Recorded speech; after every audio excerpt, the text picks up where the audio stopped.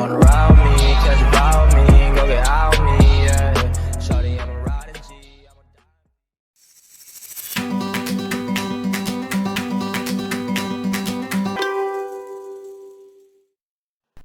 Bismillahirrahmanirrahim. Assalamualaikum warahmatullahi wabarakatuh. Teman-temanku sekalian, dimanapun kalian berada, mudah-mudahan kita selalu dilindungi oleh Allah Subhanahu wa Ta'ala dan diberikan kesehatan jasad dan rohani. Amin, amin ya Rabbal 'Alamin. Perkenalkan, nama saya Ahmad Nurdiansyah. Saya mahasiswa Tarjamah 4B UIN Syarif Hidayatullah Jakarta. Di sini saya ingin mengutarakan opini mengenai pembentukan kata dan istilah bahasa Arab. Sebelum itu, kita harus mengetahui perbedaan kata dan istilah. Oke.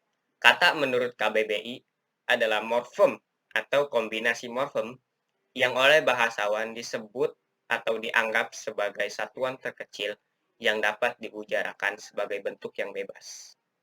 Sedangkan istilah adalah kata atau ungkapan khusus, di mana istilah ini bisa kita temui pada bidang-bidang ilmu pengetahuan tertentu, seperti istilah-istilah ekonomi, istilah-istilah politik, istilah-istilah sosiologi, dan lain sebagainya.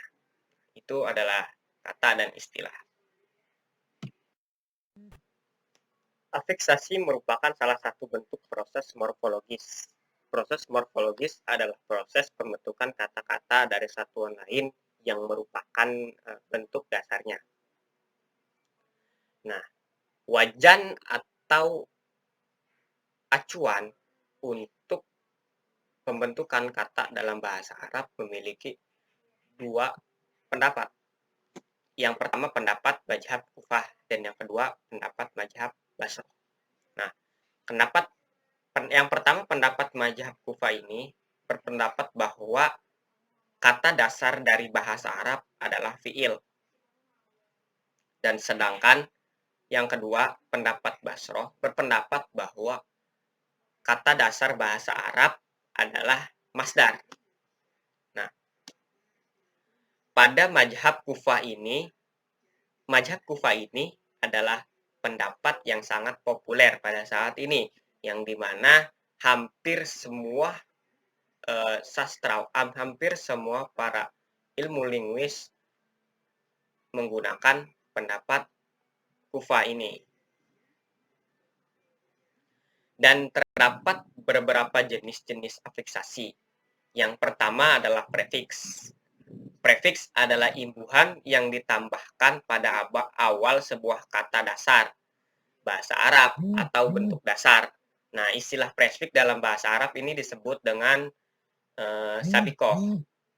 Contoh dari prefiks adalah kata nama yang artinya tidur. Nah, kata dasar nama ini ditambahkan prefiks ya pada awal kalimat. Pada awal kata nama. Ini menjadi yanamu. Nah, yang artinya dia sedang tertidur. Yang kedua adalah infiks. Infiks adalah morfem yang disisipkan di tengah dan dalam bahasa Arab. Nah, infiks ini adalah morfem yang dimana morfem ditambahkan pada tengah kata dasar bahasa Arab. Contohnya adalah masjidun, yang artinya masjid.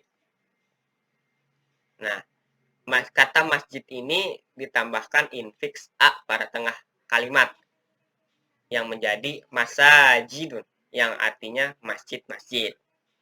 Nah, yang ketiga adalah sufiks.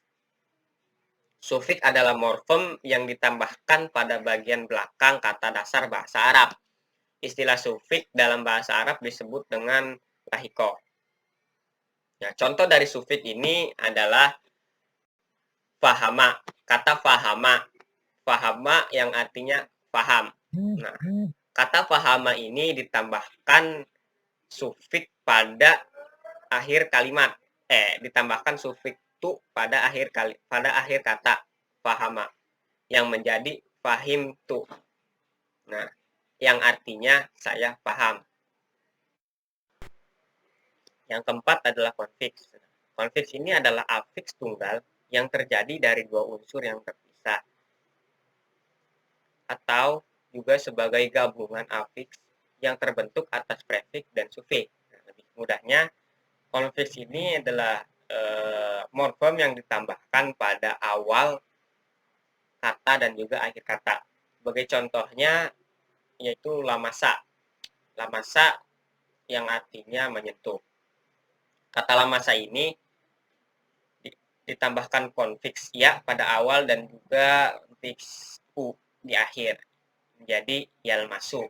Nah, yang artinya dia sedang menyentuh. Nah, ini adalah salah satu bentuk dari afiksasi atau jenis-jenis afiksasi ya.